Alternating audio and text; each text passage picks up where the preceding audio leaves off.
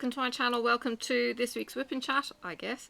It may be a little bit vlog-like. I'm tired. It's after a day's work. I was working the weekend, so I didn't get a chance to record as I normally do. And yeah, I may give up on placing drills. I don't know. It is what it is. So look, I have a cuppa. I'm thirsty as all hell. So please grab your drinks, grab your work, whatever it is, and join me.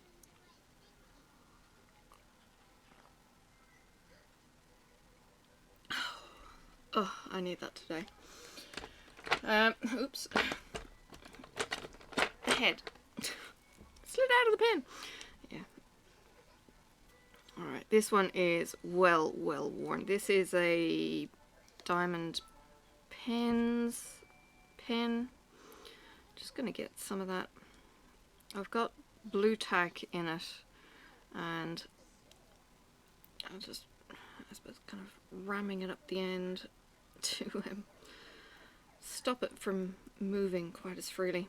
Alright, this one, if I can get it to pause. It's a little bit curved.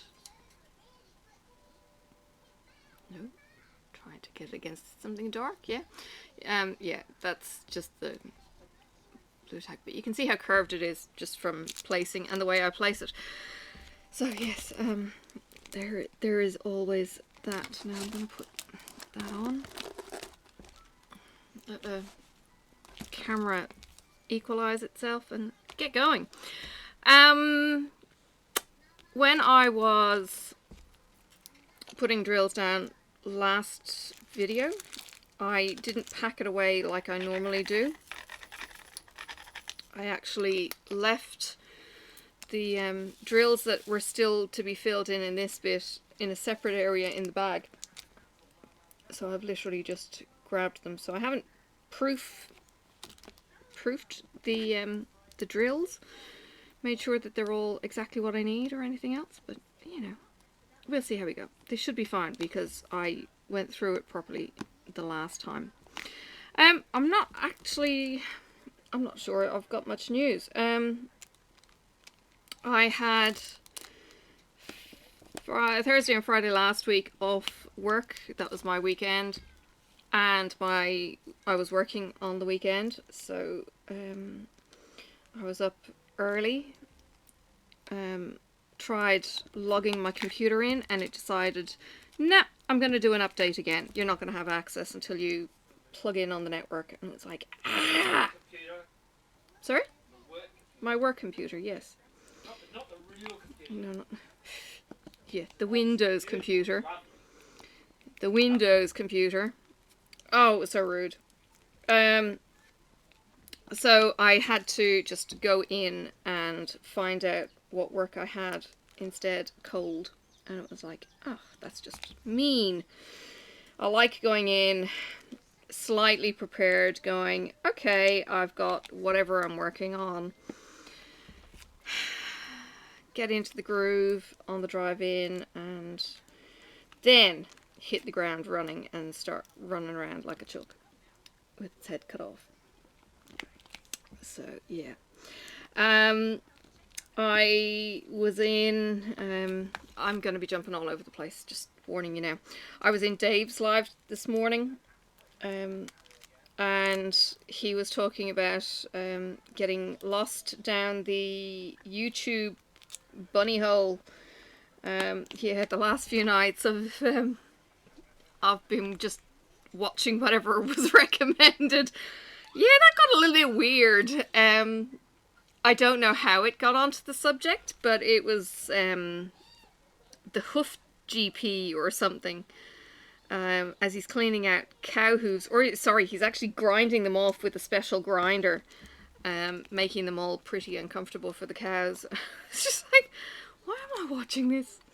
There were some weird ones. And then Marcus had sent me a video yesterday. I watched it today, and that video was fine because it was, you know, recommended by him. But the next video that came up was some guy who is living in a ghost town. He's got something like 900,000 followers. But he's renovating a ghost town over in the States. It was just like captivating watching him, and he's put mini golf in, and he's talking about mental health and taking mental health breaks, and it was just fascinating. Half an hour of this stuff.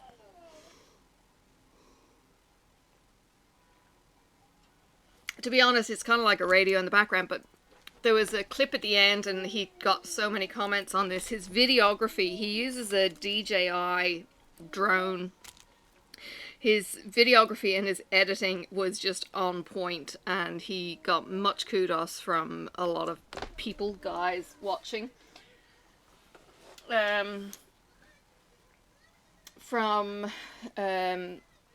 Just from an editing point of view, it was really, really good. It was really pretty, easy to watch. It was just sweeping drone footage, and you know, it was just amazing. And the scenery was incredible.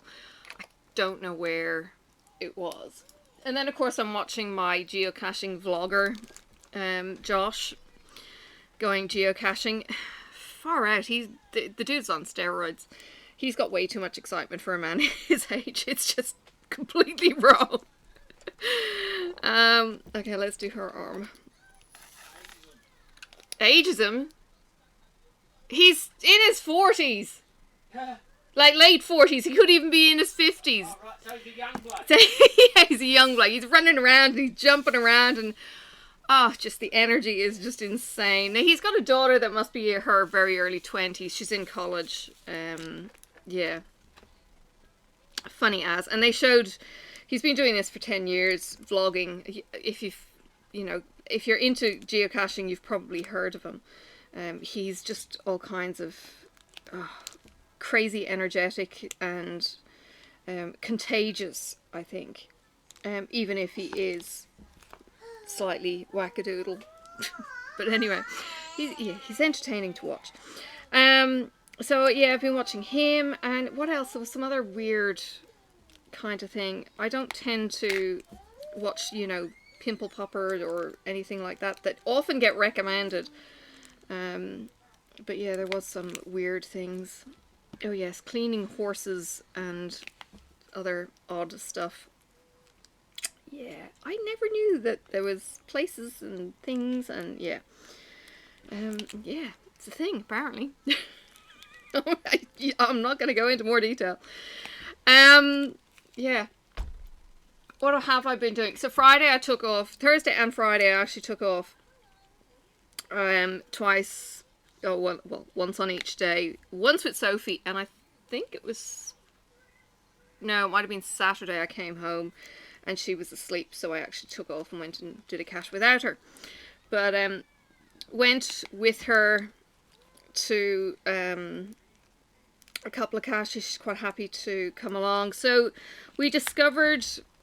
We used to have a railway in Tasmania that actually operated. It was never a passengers, it was always freight.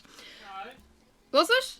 it used to be passenger. I was on the last passenger train when I was 5, which went from New Norfolk to Hobart. Okay, so it was passengers at once upon a century, because his nibs was on one back, last century. Anyway, so they shut down the rail line, I don't know, 4 or 5... 75. No. That's for The freight. The freight was only shut down in the last maybe, 5 years, maybe 7? I don't know. Recent history anyway. And I've always... I'll try and make some sense out of this. So we had freight, and it would go from Hobart right through up the river and cross the river, right? They stopped that, just across the river, so that's where the lowest depot is, and I'm pointing up there because that's up the river for me. So they stopped doing freight runs up there. Now they do have a cycling corridor alongside the rail track from a suburb called Claremont right the way into Hobart, and then it was extended down south a bit, and it's all a bit iffy after that. But this riding, walking corridor, because it's the railway line, it's reasonably flat. We don't have hilly trains or anything, because trains don't generally go up hills. It's just the nature of the beast. They go on flat places, and so it's a fairly, it's a good bike track. I don't know what the hell is with it. You can be doing the bike track one direction, half an hour later go the other direction. The wind will always be in your face.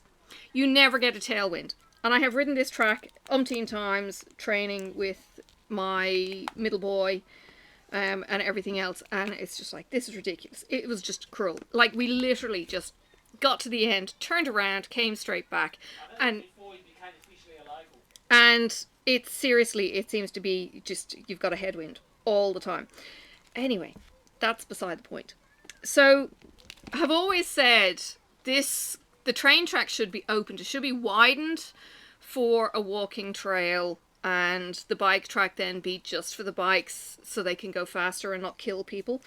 And all of that kind of thing. And then oops, knocking my case. And then the track just kind of extended, sort of thing. So that hasn't really happened. However, somebody has put a cache series. I don't know if I've gone too tight or too loose. Let's loosen them and see if I can spot the issue. They're not lining up, put it that way. So this person has travelled from interstate, or moved from interstate. I think they've actually lived in 6 states around Australia in total. And they found the railway track, and they decided that they were going to put a series of caches along the railway track from as far north as Austin's Ferry. Which, it's a reasonable place that they've picked up on this thing. So you can go and do these 6 caches. So what I ended up doing one day was going and finding, went to find 3 and could only find 2. I think what's happening is a massive housing development is going in, and they may have disturbed what we call ground zero. So I've sent them a message, and they said they'd check it, and they're using tubs that were leaking with water. But they're all the geocaching kind of stuff. You might not be interested in that, to be honest. But Sophie was walking along the track with me, and she's holding my hand on certain spots, and it was just all kinds of cute. And we had a ball, and couldn't find the last cache, but got to walk all the way back down the track. Found graffiti. She started getting a bit tired. She actually fell asleep on the way to the cache. She was that zonked. But she's not sleeping when she's at home. It's like a rare thing that she will conk out on the couch these days. But she will go to sleep in the car, not a problem. Marcus says it's boring driving, which is probably true. He's a very pleasant driver to be in the car with. He misses all the potholes. He doesn't do the sudden braking or anything like that. And me, I just drive hell for leather. Even though I'm capable of driving like a race car driver. Yeah. And when he drags off all the cars, all the bikes, on the traffic lights. Yeah. He's not racing. He did a bike today, and then the bike passed us on the inside doing a mono wheelie. For non-Australians, but he was already at the speed limit, so the bike was doing all kinds of naughty things. You're not allowed to do wheelies on the street, so I wasn't impressed. So yeah, there was that, and it was just a really nice walk. So the next day I went back with Sophie. We did an extra cache that was at the far end of the track, and I couldn't find it, but I tell you what, I'm looking around, right, and I can't see it low down. Most of the caches that I go for are low down. They're tree stumps, rock piles, that kind of thing. Well, since watching the video, the geocaching vlogger, oh my god, people do nasty things over in the States. Like, well, you get so many gadget caches. Oh, I'd just be in heaven. It would be so much fun. The video today I watched was him lock picking. But the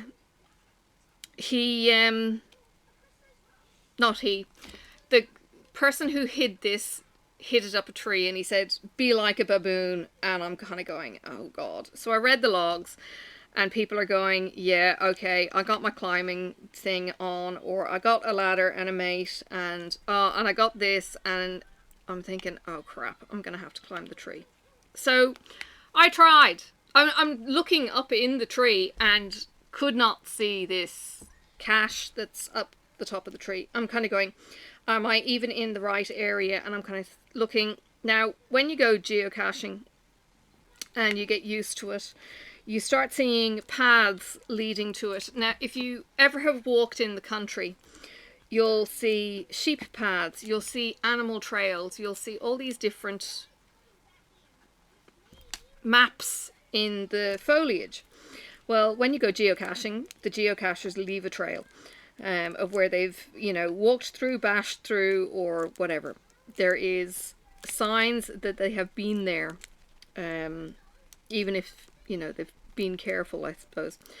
So you could see that this bark had been climbed numerous times. And there was also another tree that I could see people have walked in there, but there was no further signs from there. So I kind of thought, I don't think it's that tree. So again, going on the GPS, I'm kind of thinking, okay, it's this tree here. It's definitely being climbed. I climbed up it. Sophie's running around down on the ground, having a ball, squealing, and just being all kinds of Sophie. And she's having fun. I'm up the tree, and then she tries climbing the tree back behind me. Like, oh god. So yeah, I ended up turning around going, no, I can't find it. I was so dejected. Just as well we had the railway to find 3 more as we walked along. And these were so obvious. It was like, no fun in them, kind of, but it took me to this rail track and it was just gorgeous. Now, Sophie didn't want to walk in the field that was next to us or anything, so we didn't get the pretty water views or anything. We were literally just walking along. We've got a stone here that they used for the ballast. It's called bluestone. It's basically a black, it's a black sharp stone.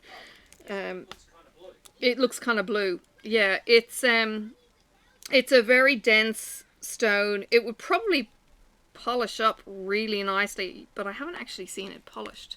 I mean, if you compare it to something like slate, black. Yeah, it's a grey. I could actually get you some because it's used for ballast.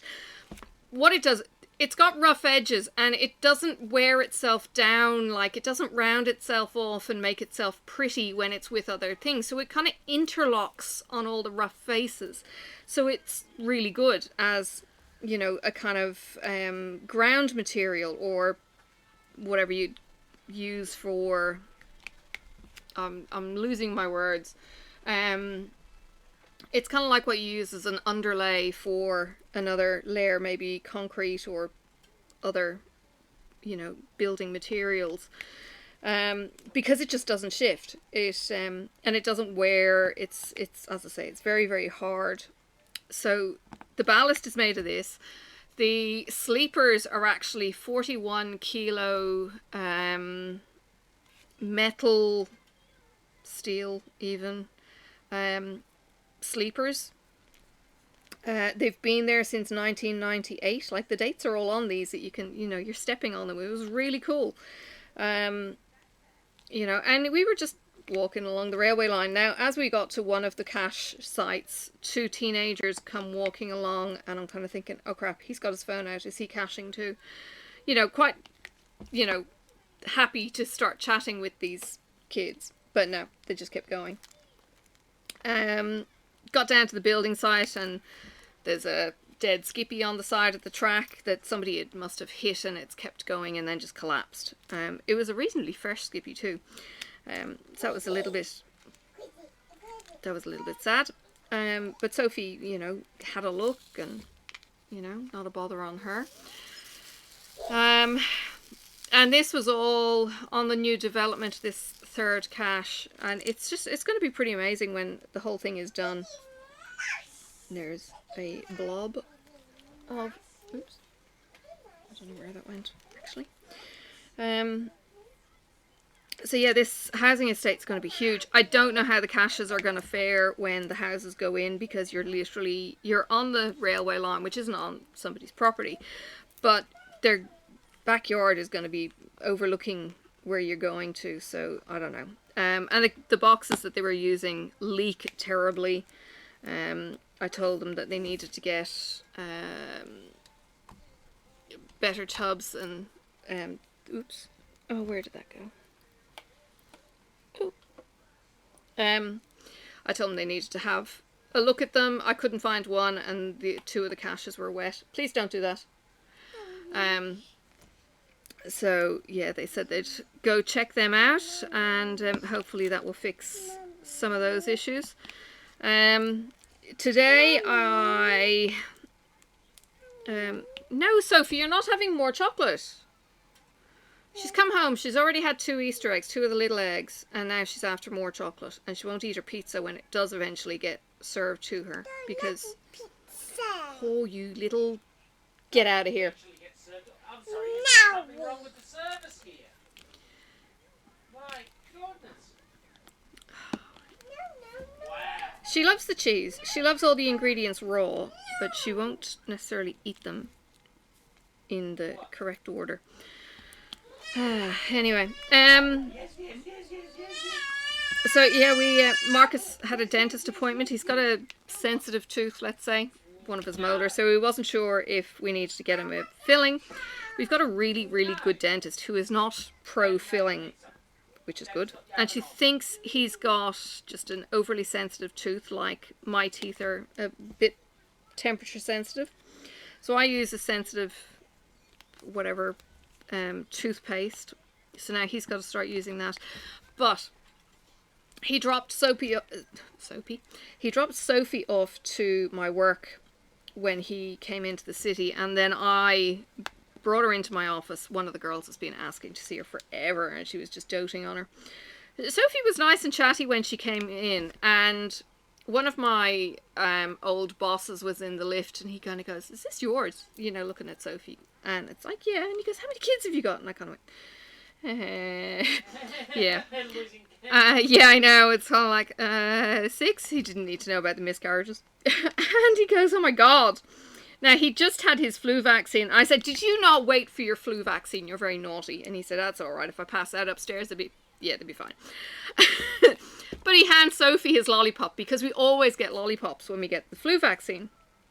I was like, oh my God. She's already got 2 biscuits in her mitts that, you know, she'd been given morning tea just before they left. So the biscuits obviously had to go in the car with her, and she wasn't eating them. She was just holding them.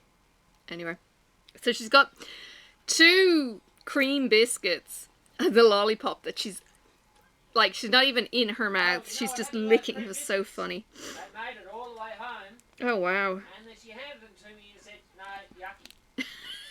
Because she'd already eaten all the cream out of them. Yeah, she does like eating the cream out of them. She should have given them to Mocha. I don't know if I told her to. Anyway. So, yeah, so she's got a lollipop, and she comes into my office, and she's chitter-chatter, says hi to the girls that I share my little office with. Hang on. No, we're not doing anything. The sunset's all kinds of cool on the clouds at the moment. We've got some really, really high ones that are still getting the pink, like the arms pink, and the rest is blue, and it's just like, oh, I love it when the sky does that. And it's pink over the mountain, and I wish I had proper views. Anyway. So yeah, she came in, and then of course when I go out to this lady who hasn't seen her forever, and she's all kinds of, you know, quiet and just licking her lollipop and all that kind of thing. And then, you know, we leave the girls, and she's all chitter-chatter again, and I was like, oh my God. So the walk up to where Marcus is getting his teeth done is maybe a 15-minute walk, her pace. You know, we get there, there's people everywhere. It's just lunchtime, and she's quite happy licking away at her lollipop. And I knew there was a geocache somewhere in the vicinity of this city shopping area, and trying to find it, I couldn't remember what the name of it was. I thought I had it in Puzzles Solved, and then I realized that I actually haven't solved this. However, I found the cache, because some wit of a geocacher who is quite hilarious. His nickname is Old Saint. He's probably in his 60s now. He is, seriously, he's a real character. I love him to bits. It's been years since I've caught up with any of them really in person. And bless his cotton socks, he puts a picture up on his log years ago of a mural that's on the side of one of the stores, which is actually the art building next to the shopping centre. And I'm kind of going, I recognise that. And it was, you know, where I thought it was. And then I kind of thought, I think I know where this might be. You know, the cache is kind of talking about, you know, it's a popular shopping area and all of that kind of thing. And it's like, okay, look, I'm just going to wing it. And I got to the area and could not figure out how to work out from the image that was a spoiler kind of clue how the coordinates were got from this. I've been into source code, I've been into the back of the picture, I've been into the size of the picture. Nothing was working. Now that I've got where the cache actually is, I might be able to work out how it was solved, and maybe it is down to the original size pixels or something weird, I don't know. But either way, I'm standing there, I figure out which location I'm meant to be at, and Marcus and Sophie have headed on home. I'm still on my kind of lunch break kind of thing, you know, gonna head back to the office. And so I'm standing around and looking and looking and looking, and eventually I spot the tiniest of caches. Now seriously, this thing is like the size of this. It's the size of the coffee bean, right? It's called a micro, no, it's called a nano.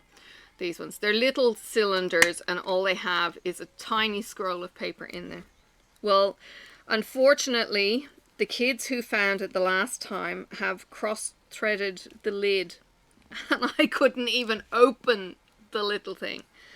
So I had it in my hands, and I'm kind of thinking, oh crap, I'm gonna need, you know, Marcus or someone. So again, put a note on the cache saying, I found it, but I can't get into it because it's cross-threaded.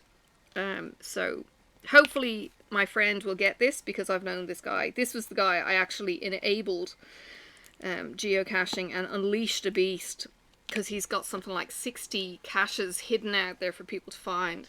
And he's sometimes quite nasty in his puzzles and all that kind of thing. So he's a little bit of a computer whiz, which is why we needed the help when we called on him to help us many, many moons ago. And yes, it was all kinds of funny after that. And he's arranged meetups and all that kind of thing. So I don't know if anything is happening. He actually disabled a lot of his caches during the height of COVID. I saw from some of the logs, like he contacted the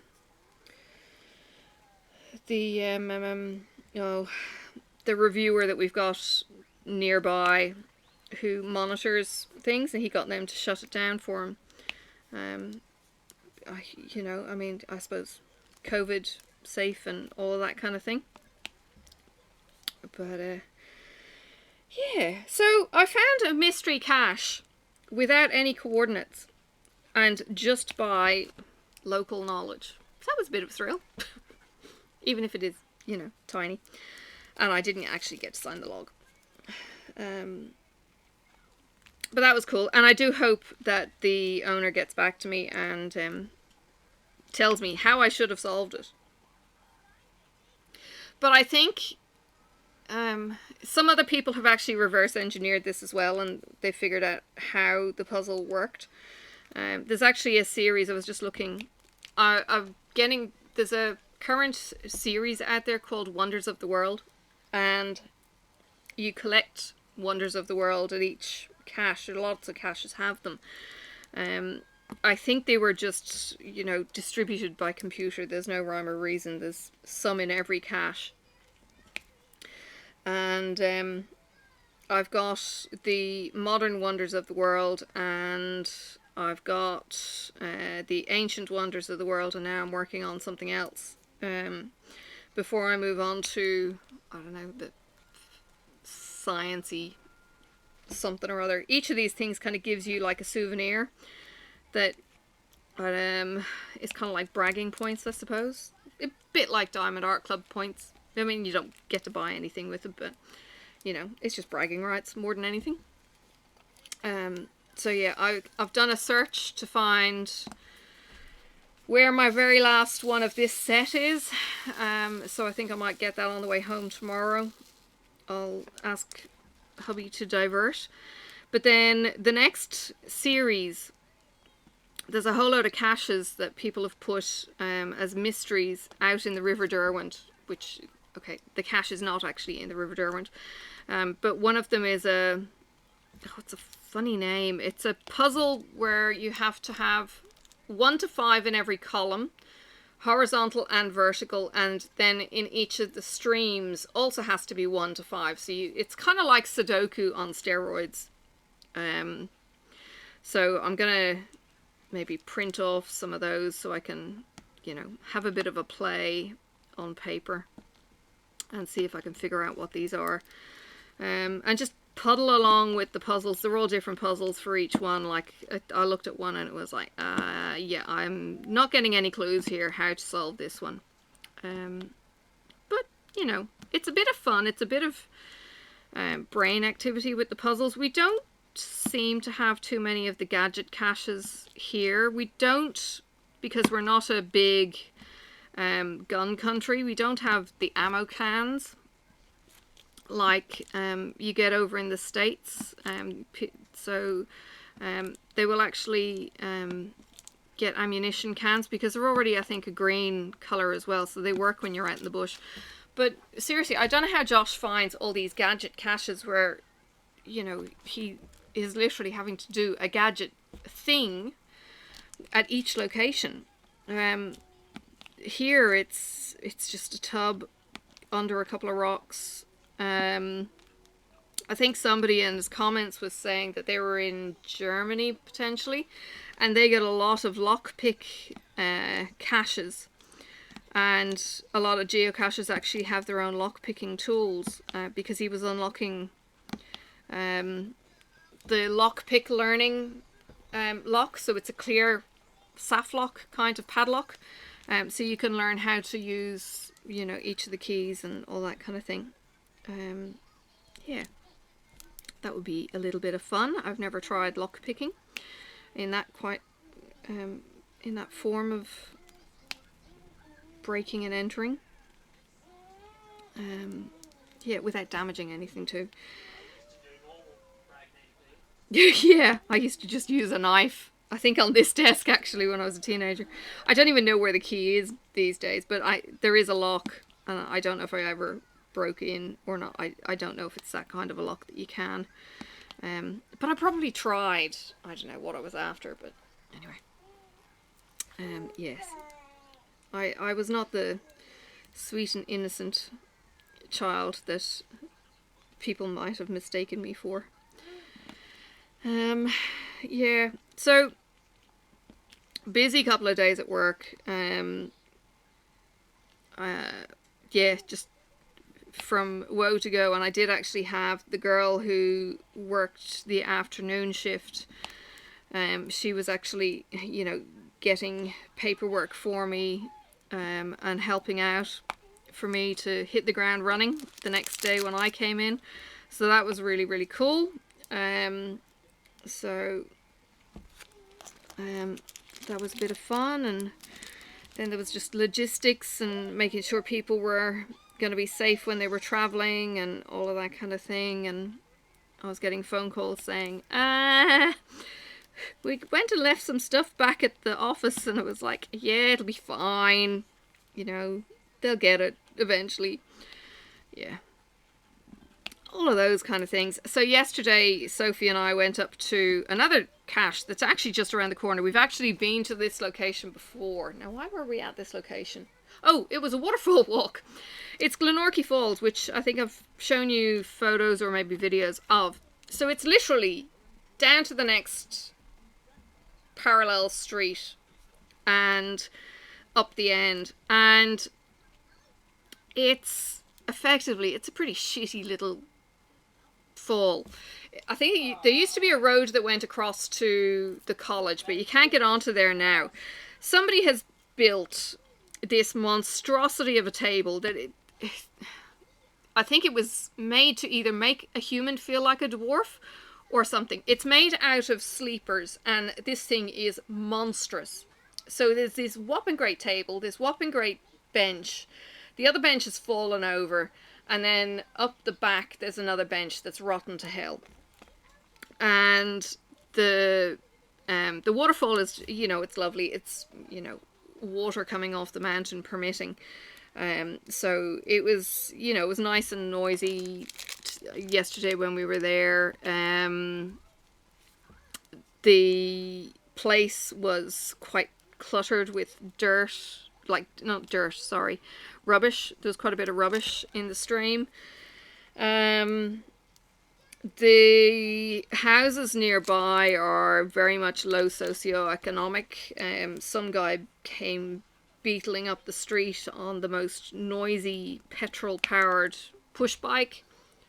You could hear him coming from right down the road. It was horrific.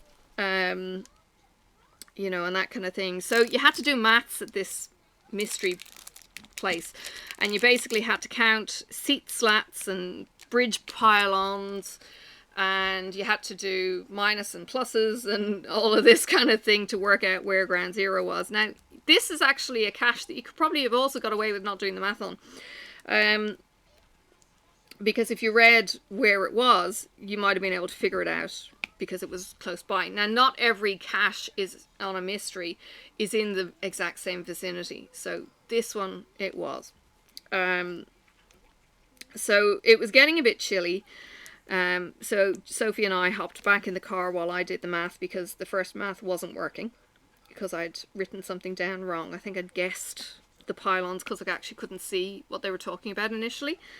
And then when I realised what it was that I was missing, I was like, oh geez. So did them. So figured out where it was. Started following the little arrow.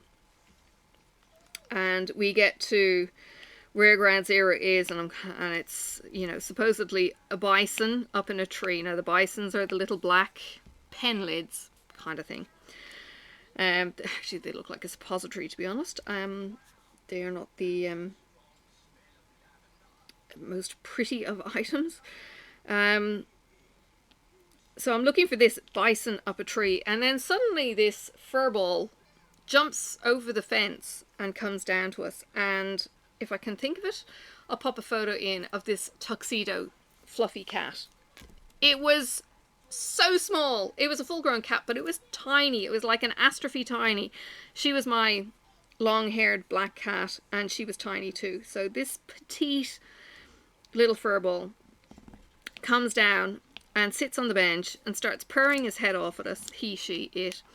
Starts purring its head off at us, and I'm kind of going, it's a cat, it's a strange cat, do I pet it? So I'm petting the cat. Sophie's petting the cat.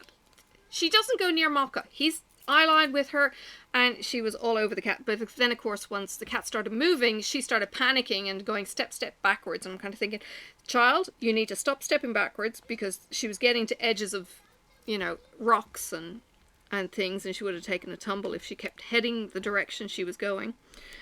But this gorgeous little mite kept hanging around with us for minutes, and then came up to the car with us and everything, looked at the car as if it's going to get in. I'm going, no, you're quite a chubby little cat, so you've got a home, so sorry. Yeah, it was so cute. Very, very cute cat. No collar or anything. It's a long-haired cat. I don't blame the owners, but to be honest. But it was, it was chubby, looked well-groomed, looked, well-loved, so I reckon it lives nearby. And I've got 4 cats, and I really don't need to be picking up strays just because. That would be cruel. So yes, we said goodbye to the cat and then came home. So it was a quick little cache in the end, but trying to find the math was the hardest part. I mean, I'm looking around in the tree and I'm going, how in the hell, where? And I'm looking, and they'd given some Latin name for the tree that it was in, and I'm thinking, is this a furphy? Oh, they wouldn't know what a furphy is. Oh, you wouldn't know what a furphy is? Do you know what a furphy is? You knew what the disc golf was. A furphy is like a red herring. Australian. It's an Australian term. Yes, it's Australian. I didn't know that. Okay, it's a lie basically. It's a red herring.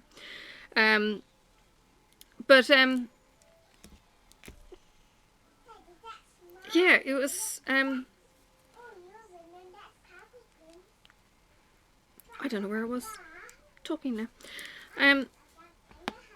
Yeah, but on the weekend, I went without Sophie. So the first one, for some stupid reason, had a parking spot in the nursing retirement village complex, which was all kinds of cool.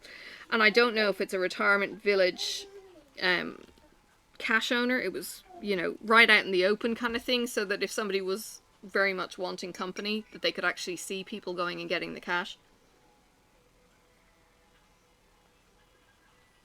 Or you could have walked from another location where there's a whole load of geese. And I actually have a cache from years ago. I think from before Sophie was born. I think I took the girls to the cache. Anyway, so did that one, and then went to a park. Searched and could not find another cache. Searched for another one and found a whole heap of bunnies. Maka came with me on that one, and he was like, "Mum, can I go play?" And it was like, "Nope." So he was good. And then we went to the place where there was these baskets, and I was thinking, what on earth is this? It was called disc golf, and I'm thinking, disc golf? What's disc golf? Yeah. Well, the brain kind of, got up to speed eventually. I'm thinking, what kind of disc do you... Yeah, okay. Well, it turns out it's Frisbee. But they've got nets. They can't use Frisbee because Frisbee's a brand name. Oh, I didn't know that. Okay. Frisbee's a brand name. Right. Well, the last time I had really played Frisbee was in a place called Glendalough, which is in Wicklow in Ireland, a famous lake, or two lakes, in Wicklow. And it's got a huge grass area where people would picnic in the summer and all that kind of thing. And on the grass area, the youths of the day, we were playing Frisbee. And I can't remember if I was there with youth, with scouts, with family, or whatever it was. But you just kind of joined in. And that was the last time I ever remember playing Frisbee. So it was hand to hand. There was none of this shooting into a basket kind of thing. Well, this bloody thing, it's got par. It's got like how many shots to get it to the basket from the... It's just like golf. It was just incredible. So yeah, never had come across this thing before. Apparently it was the first Australian disc golf course. It's on a hill. There's trig points up the top showing you the different hills off in the distance. I'm a local. I didn't know this place existed. And not only was there a cache at the car park, there was another one at the top of the hill where the reservoir tanks were, the water tanks. So I got to huff and puff up the hill with Maka, thinking, oh, geez, this is going to kill me. And there was no way I was going to record that for you because, you don't need to hear me huffing and puffing. I'm waiting actually for a windsock for my lapel mic because the little fluffy thing, it's not fluffy, the little thing that comes with it didn't seem to buffer the sound when I did a trial, and I wasn't impressed. Yes. So apparently this wind muff, it's basically just a fleecy kind of shaggy dog. And it's huge by comparison to the mic. The mic itself is only like a centimetre around, and the mic with the floof on it is like having a small dog on your lapel. Or a hamster even.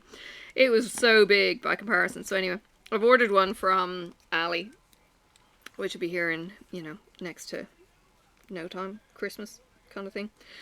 And I'm looking forward to being able to use that in windier weather or out and about vlogging, or, maybe even taking you caching where, you don't have... I'm not liking these placing on the multi. They're all over the place, to be honest.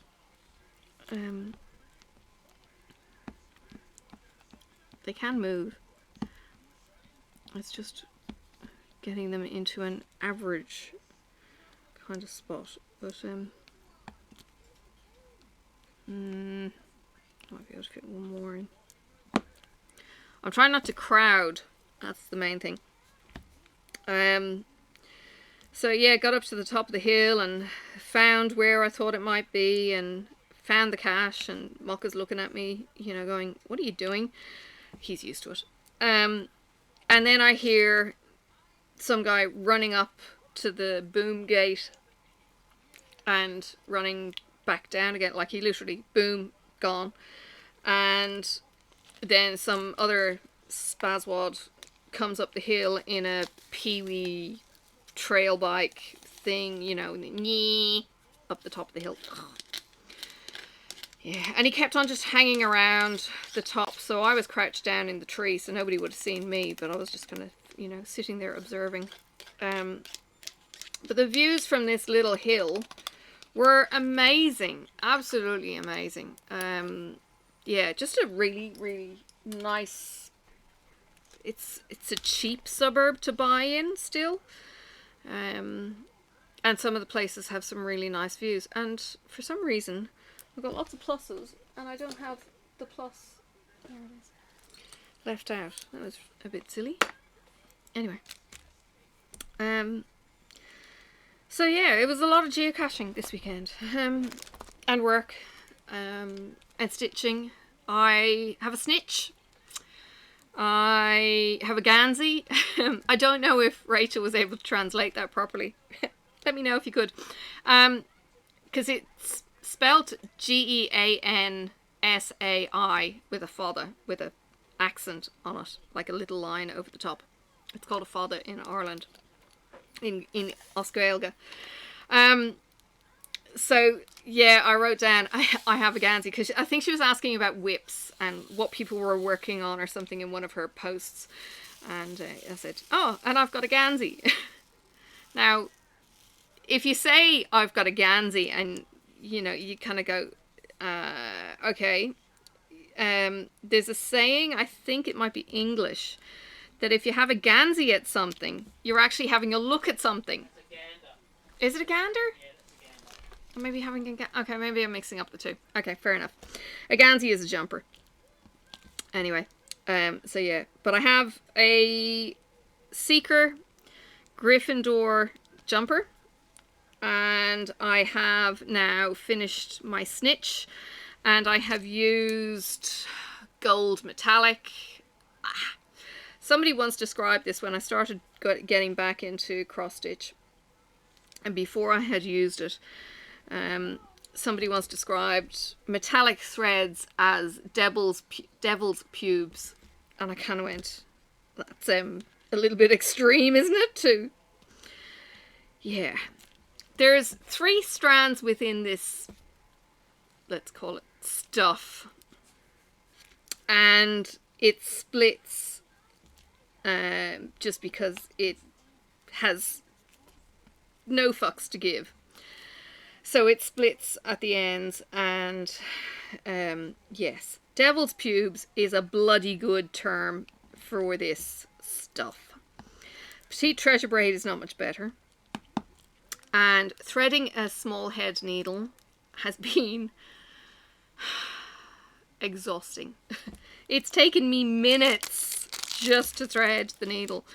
It's a small enough needle as it is. Threading it with DMC is not that difficult. Sometimes it can be a bit hard. I've got to make sure that the thread is wet enough, but not too wet and thin. I'm using a ball head needle. I think it might be a 26. So the head is not huge. Whereas I think the needle I'm using for something like peppermint purple, you could fit an elephant through this thing. It's huge. It's a really big needle by comparison, whereas the ball head needle is not big. Yeah. So yes, I'm finally finished the metallic. Thank God, because I had also been using metallic, well, the Petite Treasure braid mixed in the Dark Queen of the Sea, and I had said to my friend how I'd finished it, and she was kind of going, yeah, I'm really not sure. She tried it in a little bit of it, and I thought, you know, it doesn't really come out in photographs well.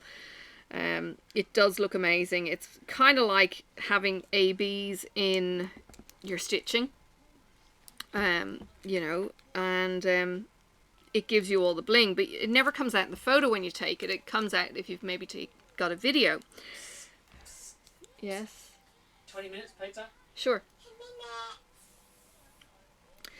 So, yeah, I'd done the yellow in that. She's only done a little portion, and but the idea of ripping it out for me, because I think the tension had gone kind of funny, and I mentioned this on my Instagram posts, the tension had gone kind of funny with it because, I don't know, it was pulling somewhere, because it pulls differently from the DMC.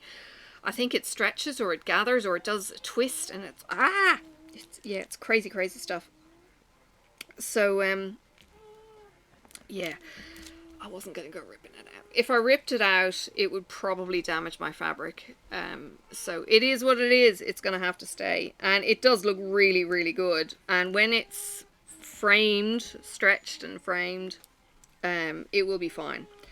It's just at the moment it's got kind of like that little bit too much tension, kind of pulling it, or it's just kind of gathering a little bit, like carpet creeps, that kind of thing. Yeah, it'll be fine. In work stuff as well, we've had some work office moves. I think I mentioned it to you before, maybe last week, like the arguments over the meeting room and all that kind of jazz. Well, some of the office moves have started. One of the girls that was in my office is moving out, so she's eventually got all of her gear out today, and that meant that my new office buddy, who had only just started with the section last week, she had literally just settled in, and now she's having to move her desk from right next to me to the one at the end of the room. So she had moved some stuff. We were having to beg, borrow, steal shelves and other bits of equipment. You know, it's just that kind of nature. People have what they have and they keep it if they can. And so, yeah, everyone kind of beg, borrows, steals. So we were going around and getting her bits of furniture that she wanted. And the room was looking remarkably empty at one point. And she kind of went, don't know what we need. And we eventually, I think she grabbed an artificial plant that one of the other girls had in her office at one point, which is too big for where she'd moved to. So yes, we've got this artificial parlor palm that needs a bloody good clean. Its leaves are so filthy and dusty, it's gross. So we've got that will clean, and I have been toying with the idea of bringing a diamond painting in, but she had recently put a whiteboard up at her desk, and now it's in place of where you potentially would put a picture. So if I was to put a picture up, it's kind of like, it's going to be a bit, too high or just messy. So I'm not convinced, but I do have some diamond paintings that I could bring. I mean, I've got the mystery painting. I've got Who You Say I Am. I've got Leonard Afremov, which is kind of neutral. And I've got my my wooden yarn thing, which is fairly neutral as well, that I could bring in actually. just to make the office a bit more me, because there's nothing of me in there. There's, you know, there's boxes of old paperwork on under a table. I actually thought about bringing in a cloth to cover the table so they're hidden and it's pretty and it's a bit of colour. I actually have a rug already over the disgusting chair because it's a pink 60s 70s chair that I actually just used to put my case up onto, like a bit like a table, more than I have anyone sit on it. So yeah, if I want photos of Sophie, I'll look on Google because that's where all our photos are. So I don't feel the need to print them like everyone else has photos of their kids up all over the place, or drawings from their kids or whatever. I'm not really into that kind of thing. And as was pointed out as I was leaving, anything you bring in, you've got to take with you when you go. And, you know, fair point, you know, I've moved office a couple of times, or I've been on maternity leave or whatever. Anything I bring in, and I've already got enough office crap. Yeah, it's just the idea was like, oh, I don't know. But the wall is disgusting. The paint is dirty in bits. It's got blue tack all over the place. It's got holes in the walls. It's just grotty. It's gross. So even a paint job would make it better. We shouldn't be having to pay for it ourselves, but I don't know that the boss would actually buy us paint, even if we were to do it ourselves at the weekend. Anyway, they painted the corridors, but they didn't paint any of the inside offices. So yeah, it is what it is. We'll get there. But how do you pretty up your office? Like, you know, if you've got a shared office space, like I've never had an office space really that I could pretty up. It was always shared, or it was hot desking, or, you know, I don't know. I just kind of feel home life is home life and private, none of their business. Now, in saying that, my colleague, my boss actually, one of my supervisors, sorry, not my boss, one of my supervisors actually has 2 Disney partial diamond paintings on her wall. So it's not like I couldn't get away with having diamond paintings in the room. She'd probably go, oh my god, you know, yeah, because I'm looking at her kind of stuff, which is pretty basic. It's kind of like diamond dots kind of quality. You know, nothing fancy, nothing overly art kind of like. But you can definitely tell it's Donald, and I think it's Minnie, are the 2 characters. So, you know, I kind of, you know, give her something to talk about. Give anyone something to talk about, because they'd look at the thing and go, what the heck is all that? Chainsaw robot. Yeah. It's funny, because people will then come down and sticky beak at what you've done in your office, and do you get this? Is this a thing? Like when you move house, when you get new carpet, when you get new wallpaper, do people come and just have a look? Because I kind of find it a little bit rude. It's kind of like, come down for something, with the pretense that you're coming for something rather than just a sticky beak. I don't know, it's weird. Turn down. Turn it down. Oh, me. Yeah, you! Copyright! He's watching YouTube. He's actually watching a robot. No, he's watching a robot carving Hebel or something. No. Styrofoam. It's a robot operating a chainsaw. Oh, it's a robot operating a chainsaw. Right, but what's it cutting? Anyway. I do need to get my ass in gear with doing the Just Cross Stitch magazines. I do apologise if you're into stitching and you were hanging out for those, because it takes a bit of effort to, well, it doesn't take much effort, to be honest. I'm tech savvy enough that it's okay. I do need to get them done. I will try my damnedest and maybe crack through a couple of those. Maybe this week I might do one every couple of nights or something. We're actually up to the June issue. It's like, oh my god. yeah, it's only April. I don't know what issue I actually got up to, but I did one and it was all online, and I think people found it, you know, fun and useful and all that kind of thing. So yeah, it was a bit of fun. So yeah, I have no idea what my videos are actually going to be this week. I may get an unboxing video done. I'll have to see what's in stock. I do like making sure there's a whole lot of pre-orders in, by the way, if you are after DAC. So please, please, please go check that out and use my code PIPPA15 if you want 15% off. Yeah, so there's that. There are some amazing artists coming through on Treasure Studios. I'm not linked with them in any way, shape or form. Where did that go?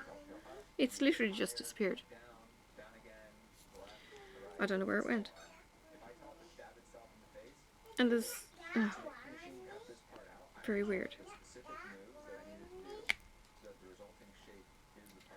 That was all kinds of strange.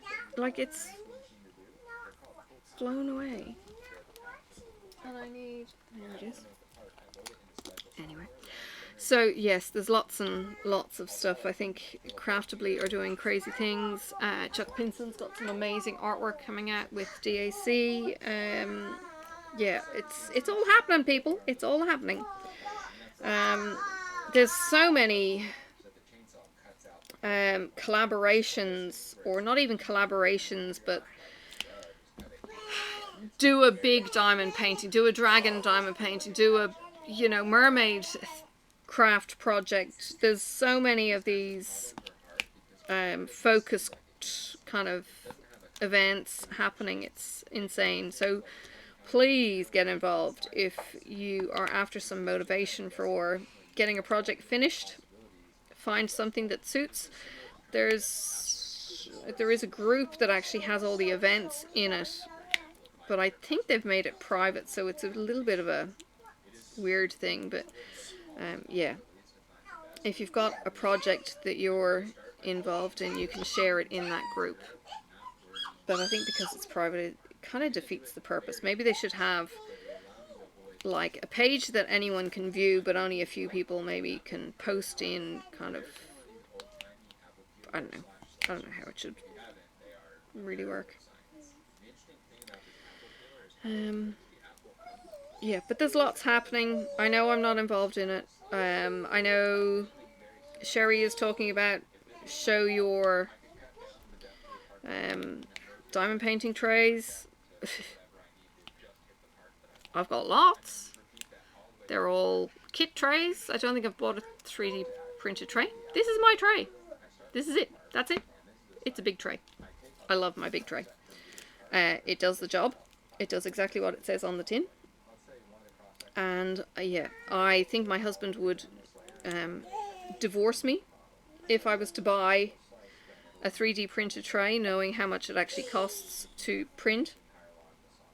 And then the shipping on top of that, yeah, not gonna do that, because he prints. So, yeah, there'd be sanctions for divorce if I did that. And I'm not into getting them to spy on how they do things. Nicole, Jamie's work from Bella Art to Nicole, they are amazing looking. I think he does a pretty good job. He seems to clean up his printing. That's where that drill went. Look at that. Blind.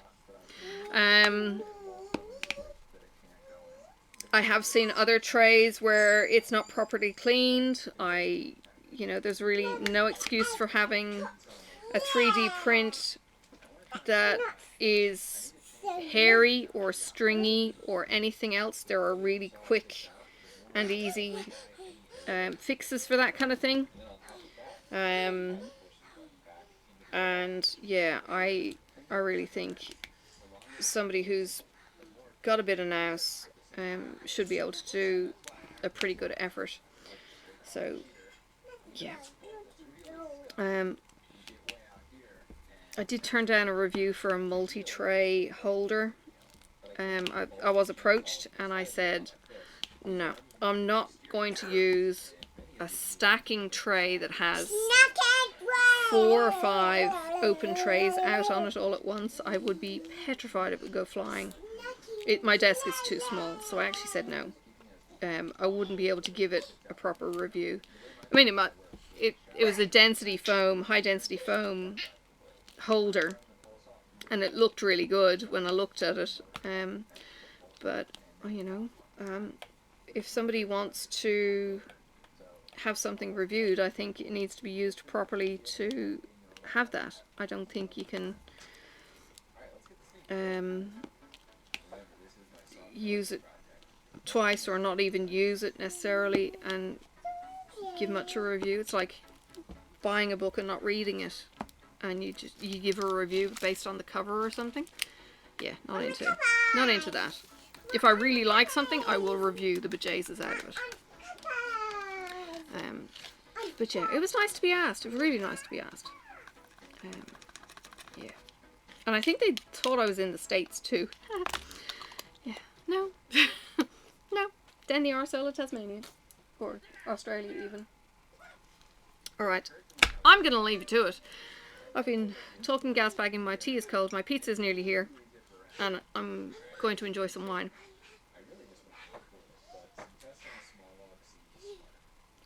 Didn't stir properly. Yo. I tell you what, tea is a very poor substitute for coffee.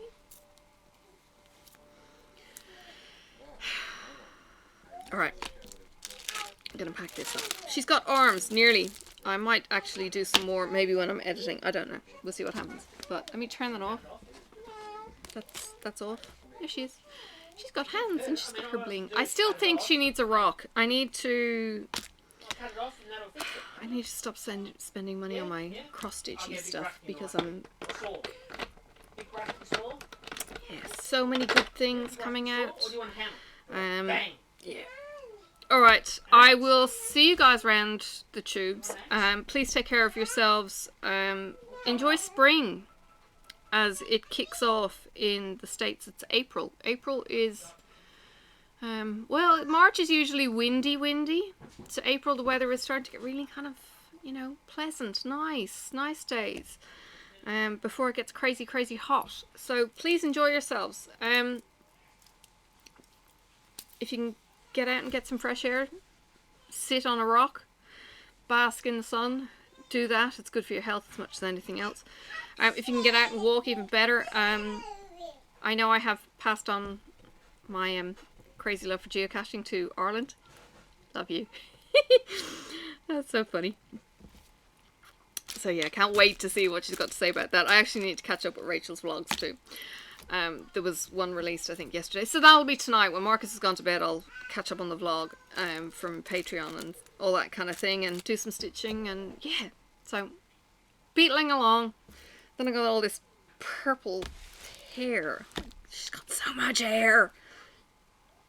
Like, I might have to do these in smaller sections because that's very purple and it just keeps going and going. Goodness. This is not the kind of thing I would hang in the office. Let's just face it. I actually would have no clue where I'd put this. Maybe I'll give it to the... I actually have a friend who works in the hospital. She is a play specialist on the children's ward, and I wonder if this could be something that the children's ward might enjoy. I don't know. Or, yeah, I don't know. I don't know where this would go. I might need a box for some of the bigger completeds. Yes, conundrums. And the other thing as well with the office, the edges aren't finished and they're not framed or anything. I could just stick them on the wall with rough pins, but I don't know if that would look really ham. Whereas Diamond Art Club actually have nice edging that kind of look like frames, except for this. This is not so pretty. And this, the DIY Moon Shop actually have the right idea with kind of like a frame without a frame on their canvases. Which means that I'd have to get a frame to mount my pictures on. I'll have to have a think about that one. Alright. I think the string art should come in. I actually have got somewhere that I could put the string art straight away. But again, it's more stuff to bring home. I don't know. Right. I'm going. I can hear him cleaning the board. And all that kind of thing. Alright, I have lots of goodies. Well, not lots of goodies. I have some goodies to be able to show you during the week whenever I get that video up. So, yes, there will be... I'll try and get some more videos edited and up. Might be a little bit scattered for a while. Alright. Take care. Thanks for watching. I'll see you soon. Bye for now. May the road rise up to meet you. May the wind be always at your back.